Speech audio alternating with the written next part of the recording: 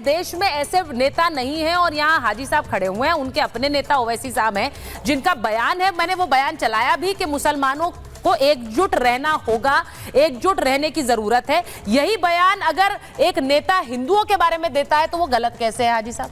देखिए, मैं गलत की ये बात नहीं बता रहा हूँ, मैं दूसरी एक एंगल बता रहा हूँ। जब दिल्ली में जब देश हमारा आज़ाद हुआ तो यहाँ दिल्ली में 3 लाख लोग थे, आज 3 करोड़ लोग हैं। जब देश आज़ाद हुआ तब हमारे 30 से 40 करोड़ लोग जनसंख्या थी पूरे देश की, आज 142 करोड़ की जनसंख्या, तो सारे घुसपैठिए हैं। तो ये जो सरकार है ये लगातार इस तरीके का एक प्रोपेगेंडा जो है और जो फैक नैरेटिव फैलाया जाता है कि किसी तरीके से बांग्लादेश से लोग आते हैं, रोहिंग्या, और इस तरीके के, मतलब इस तरीके से मुसलमानों को दिखाते हैं, विलन के तौर पे दिखाते हैं इनकी जनसंख्या बढ़ रही है लगातार।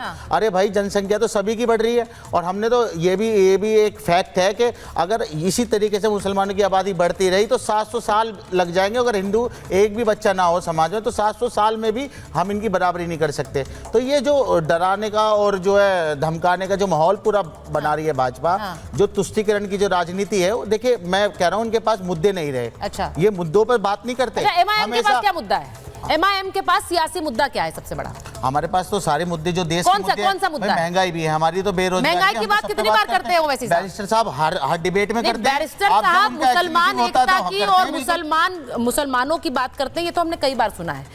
देश के बाकी मुद्दों की बात कब करते हैं? मैं इसीलिए पूछ रही हूँ क्योंकि आपने कहा बहुत सारे मुद्दे हैं, बहुत सारे, उनके जितने भी बयान आते हैं, मैं बताता हूँ वो क्या।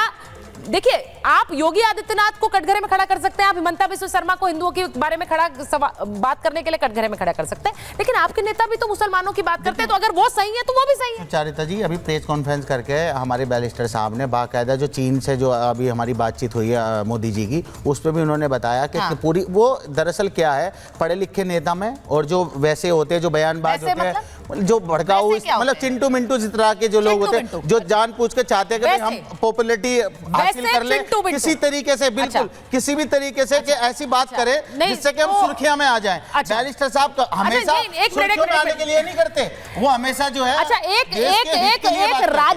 एक राज्य के मुख्यमंत्री को क्या चिंटू बिंटू कहा जाना सही है? अरे दूसरी बात उन्हें सुर्खियों में आने के लिए, अगर बाढ़ आ गई तो मुसलमान, जो क्या ये कर रहे हैं, महंगी सब्जी हो गई तो मुसलमान। अरे भाई, तुम आप क्या चाह रहे हो? किस तरीके की राजनीति चाह रहे हो देश में? एक मिनट हाजी साहब, ब्रेक भी लगाना पड़ेगा, हमारे नाम लिए ब्रेक भी लगाना, आप चुनाव लड़िए ना, मुसलमानों को बिना नाम लिए चुनाव लड़िए। अच्छा, प्रवेश के बिना चुनाव लड़के। अच्छा, मैं एक चीज आपको बताऊं हाजी साहब, मैं एक चीज आपको बताऊं हाजी साहब, you will have to put a break, you will have to put a break. इस डिबेट के कुछ नियम है, प्लीज, मैं सबको बता रही हूं। अगर आप लोग पॉज, कॉमा, फुल स्टॉप नहीं लगा सकते हैं तो ये डिबेट आपके लिए नहीं है। प्लीज रुकना पड़ेगा और दूसरे को भी बोलना पड़ेगा, मेरा सवाल भी सुनना पड़ेगा।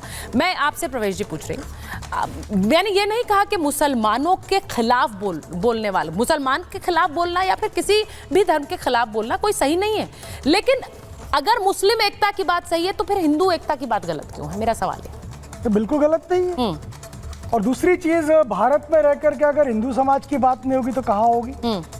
दुनिया में सबसे ज्यादा हिंदू आबादी का कोई देश है तो भारत है, और इसलिए भारत है, और भारत के हिंदू ने दुनिया को संदेश भी दिया है, शांति का संदेश दिया है, करुणा का संदेश दिया है, सत्यता का संदेश दिया है, और धर्मनिष्ठ होकर के अपना आचरण करने का संदेश दिया। हिंदू ने दिया है ना भारत से, और इसलिए भारत के अंदर हिंदू हित की बात तो होगी।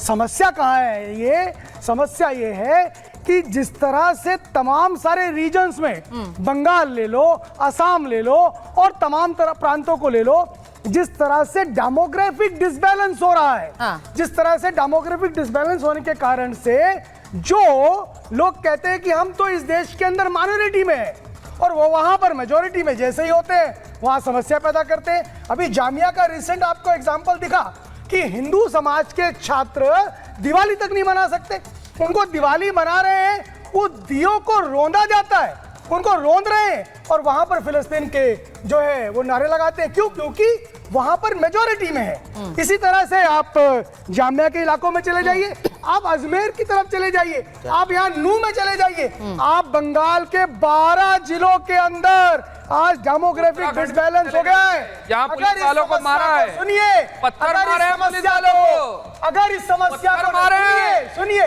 पत्थरों से घायल कर दिया है, तो बताइए। अगर इस समस्या को हिंदू नहीं उठाएगा, हम कहते हैं हिंदू कहीं कटा है तो देश बटा है। हिंदू जहां जहां कम हुआ है वहां वहां पर समस्याएं खत्म हुई है, समस्याएं बढ़ी हैं। आप डेमोग्राफिक डिसबैलेंस को पढ़ लीजिए। अच्छा ठीक है, अब जो प्रवेश जी कह रहे हैं, जो प्रवेश जी कह रहे हैं, मैं जवाब साहब उस पर आ रही हूं। उन्होंने जामिया का एक उदाहरण दिया। उन्होंने कहा कि क्यों ऐसा है कि वहां पर त्योहार नहीं मनाने दिया जाएगा, क्या इसे लेकर किसने कहा? जामिया में वहां दिया बुझाएगा, वहां हंगामा हुआ, वहां पर नारे लगे। मैं जामिया ही रहता हूं, ठीक है, मैं जामिया ही रहता हूं। सुन लीजिए ठीक है। और जिस तरीके का प्रोपेगेंडा फैलाया जा रहा है, जामिया में हर त्योहार मनाया जाता है और सालों से मनाया जाता है। किसी को कोई चीज देखना हो तो जामिया कभी भी चल करके देख सकता है। और जिस तरीके से एबीवीपी के लोग आकर के, एक सेकंड, जिस तरीके से एबीवीपी के लोग आकर के, मैं जानता हूँ नाते से वर्षों गया हूँ जामिया में, मैं जानता हूँ। अब थोड़ा लंबा समय विद्यार्थी परिषद बोलने दीजिए फिर तो लगातार फिर बोलेंगे। देखिए क्या है,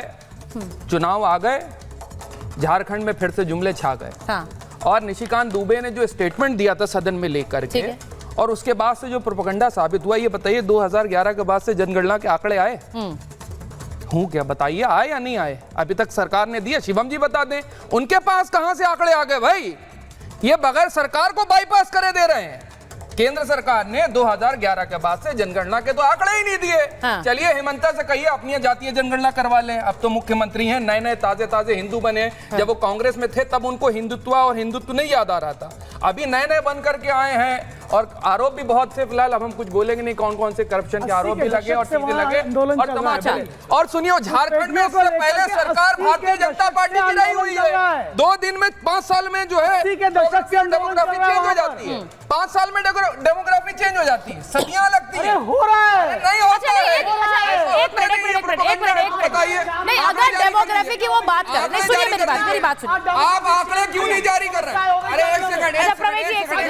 एक सेकंड, जनगणना कब हुई थी? जनगणना कब हुई? जवाब दीजिए। जनगणना के आंकड़े क्यों नहीं लगाइए? एक फिगर हम भी चला रहे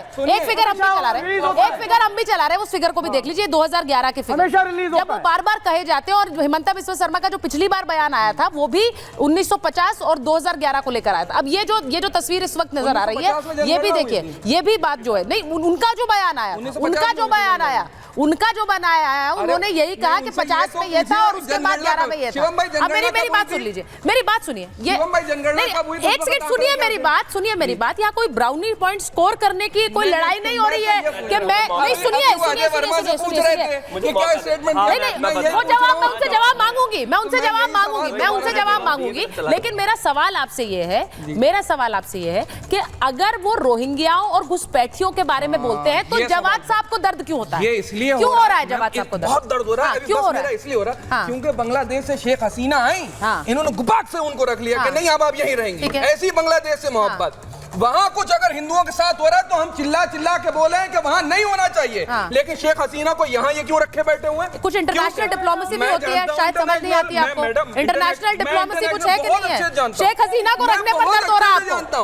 शेख हसीना को, अच्छा ठीक है, शिवम जवाब दीजिए। इंटरनेशल डिप्लोमेसी नहीं समझ आती है आपको, शेख हसीना क्यों रखा है? अच्छा एक सेकंड, मैंने खंडन कर देते हैं कि वहां पर जो मैं सैयद जवाद साहब, मैं इस तरह से डिबेट नहीं करूंगी।